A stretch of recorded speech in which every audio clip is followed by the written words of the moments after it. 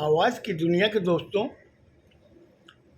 आज मैं आपको एक ऐसी आश्चर्यजनक कहानी सुनाने जा रहा हूँ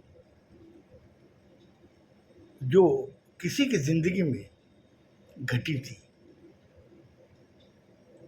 मेरा जो मेन कैरेक्टर है रमेश, उसने एक बिजनेस कॉम्प्लेक्स में अपनी एक ऑफिस ली। ऑफिस जब उसने ली तो उसके जो दाम पड़े थे करीब 45 लाख रुपए। और 45 लाख देने के बाद जिसको कहते हैं कि अब ये उसकी हो गई है,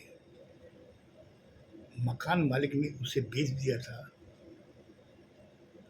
और वो जब अपना फर्नीचर वगैरह लगा के पूरा सेटअप कर दिया अपनी ऑफिस का, वहाँ पे 3-4 उनके स्टाफ भी थे जो उनके यहाँ पे काम करते थे। तो इन 3-4 स्टाफ की जीविका इसी ऑफिस से चल रही थी और वो बहुत खुश था। उसने जिस दिन ऑफिस का उद्घाटन किया उस दिन उसने अपनी पत्नी को बुलाया, अपने 2 बच्चों को बुलाया।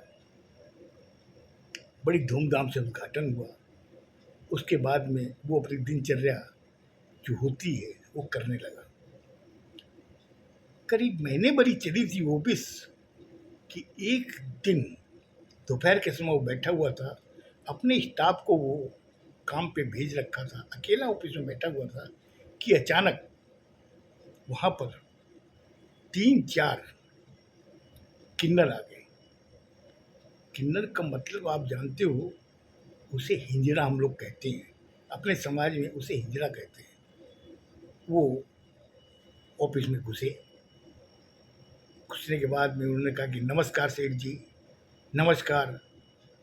और इस इलाके के हम लोग किन्नर हैं और हमें कुछ आपसे आशा करते हैं कि कुछ आप हमें दें। तो रमेश ने जब उनको ऊपर से नीचे तक देखा, 3-4 जने हैं सेम जिसको हम लोग हिंजड़ा कहते हैं। एक जना उसका जो मुखिया था वो मेरी कुर्सी के सामने वाले टेबल के सामने जो कुर्सी थी वहाँ बैठ गया। उसने कहा कि सेठ जी आप कुछ दीजिए। तो मैंने बड़े नर्म भाव से कहा कि हमने कहा जब आप लोग आए हो तो आप लोगों को मैं निराश नहीं करूँगा। उसने निकाल के उसे 101 रुपये दे दिए। बोले लीजिए। उसने क्या करते हैं आप सेठ जी, आप जब 50 लाख की ऑफिस ले सकते हैं तो आप हमें 101 रुपये दे रहे हैं, ये क्या आपको शोभा देता है? मैंने कहा देखिए, इससे ज़्यादा मेरी श्रद्धा नहीं है देने की, आप इसे ले लो। उन्होंने कहा नहीं, हमें ये नहीं चाहिए, कम से कम आप 11,000 रुपये दीजिए। इतना कहना था कि मुझे थोड़ा सा गुस्सा आ गया। रमेश ने उन्हें गुस्से में कहा कि देखिए, मैंने आपको जो दिया है 101 रुपया, वो मैंने अपनी श्रद्धा से दिया है और मैं चाहता हूँ कि इसको लेकर के आप खुशी खुशी ऑफिस से जाओ। उन्होंने कहा नहीं लेंगे। वो 101 रुपया उन्होंने मेरी तरफ फेंक दिया। बोला आपको 11,000 रुपया देना है। मैंने कहा देना है? क्यों भाई, क्यों देना है? क्या आप लोगों को यहाँ जमा करके गए हो जो आप मुझसे मांग रहे हो पैसे? उन्होंने कहा देखिए, हम आपको अगर बद्दुआ देंगे तो आपकी ऑफिस 2 महीने भी नहीं टिकेगी, आपको वापस इसको बेचना पड़ेगा। इतना कहना था कि मुझे 1% गुस्सा और बढ़ गया मेरा। मैंने कहा कि आप मुझे बद्दुआ दोगे? हमने कहा सुनिए, आप ऑफिस से बाहर निकलिए, क्योंकि मैंने आपको जो खुशी से दिया 101 रुपया, आपने इस तरीके से मेरी तरफ फेंका है, आपने लक्ष्मी का अपमान किया है, इसलिए मैं नहीं दूंगा। आप ये 101 रुपया भी नहीं दूंगा, जाइए आप तो अगर आप लोग नहीं गए 5 मिनट में तो मैं नीचे सिक्योरिटी वालों को बुलाऊंगा, बुला के आपको ऑफिस से बाहर निकाल दूंगा। जब उन्होंने मेरा गुस्सा देखा तो उन्होंने कहा कि नहीं, हम लोग नहीं लेंगे, चलो सब लोग। 3-4 जो जने उनके साथ थे बड़े गुस्से में जाने लगे। तो मैंने उसमें से जो मुखिया था, मैंने उससे कहा, सुनो, आपने इस तरीके से करके अपनी यह जीवन भी आपने बर्बाद कर लिया है, और अब आप जो कर रहे हो वो अगले जन्म के लिए आप बर्बाद कर रहे हो अपना जीवन। इसलिए किसी को बद्दुआ देने से पहले थोड़ा अपने अगले वाले जन्म के बारे में सोचो। उन्होंने कहा, क्या सोचे हैं, ये जन्म ही निभाना हम लोगों के लिए मुश्किल हो रखा है, अगला जन्म कौन देखेगा और क्या होगा। कहीं ऐसा ना हो अगला जन्म आपका हमारी तरह हो, तब क्या करोगे आप। मैंने कहा, देखिए, मैंने कभी किसी को दुखी नहीं रखा है, और मैंने भी आपको जब देखा मेरे मन से जो बात निकली कि इन्हें कुछ देना चाहिए, मैंने 101 रुपया आपको दिया। लेकिन आप जब नहीं ले रहे हो तो मुझे बहुत ख़राब लगा, और मेरे अंदर द्वेष की भावना आ गई, गुस्सा आ गया। तो मैंने आपसे कहा, अरे किसी को आप सोचो, किसी को दुखी करके आप अगर सुखी होगे तो आप सुखी होगे कैसे, सुखी नहीं हो सकते। इसलिए मैं ये 101 रुपया भी नहीं दूंगा, अब मैं आपको कह रहा हूँ जाओ। और वो बड़े गुस्से में उन्होंने कहा कि आपका जो जीवन है ना वो भी मैं बर्बाद कर दूंगी, आप लोग मुझे जानते नहीं हो, हम लोग की बद्दुआ आदमी को जीने नहीं देती है। इतना चिल्लाते चिल्लाते बाहर चले गए।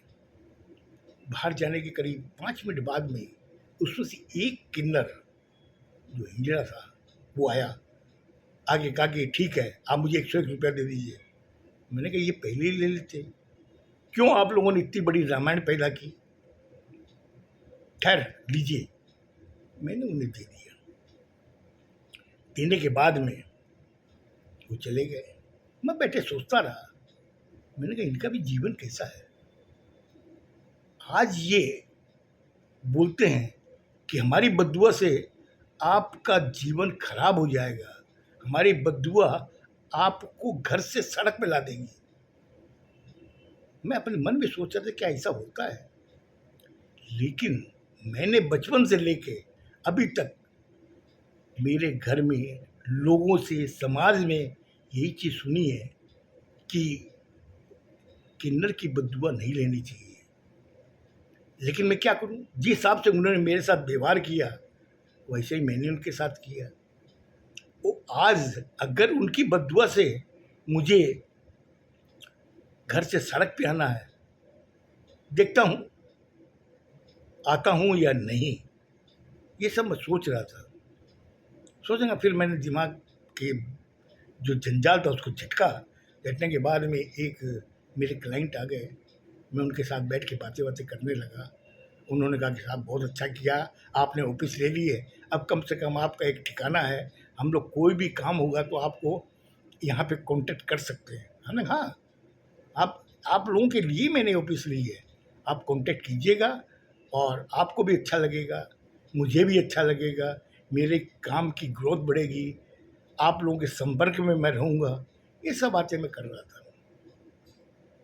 करने के बाद में वो मेरे स्टाफ वगैरह आ गए, उन्होंने मुझे, मैंने जो काम दिया था उन्होंने आके मुझे पूरा ब्यौरा दिया।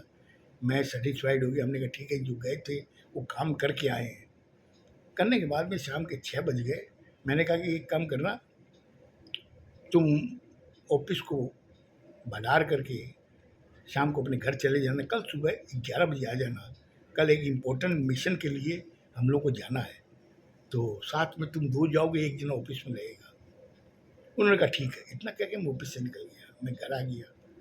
घर में आने के बाद में मैंने चाय पानी पिया, बच्चों के साथ बैठा, पत्नी के साथ में बैठा। तो पत्नी ने मुझे कहा, क्या बात आज कुछ ज़्यादा टेंशन में थे आप। मैंने कहा नहीं, टेंशन कुछ नहीं था, हमारे एक ऑफिस में एक वो किन्नर आए थे। मैंने कहा किन्नर, वाइफ ने जब कहा किन्नर, मैंने कहा हाँ किन्नर मतलब हिजड़े। वो कहते हैं कि 11,000 रुपये दीजिए। तुम बताओ रुपए कमाने में कितनी मेहनत लगती है और कितना समय खर्चा और कितना दिमाग लगाना पड़ता है, तब रुपए आते हैं। उन्होंने तो अपनी जबान से कह दिया 11,000 रुपये दीजिए, तो क्या मैं दे दूंगा क्या? सोचो, ये बातें मैं अपनी पत्नी से कर रहा था। मुझे लगता है आज मैंने आपका ज़्यादा टाइम ले लिया। इसकी आगे की घटना मैं आपको कल बताऊंगा। सुनिएगा। खुश रहो, स्वस्थ रहो। धन्यवाद।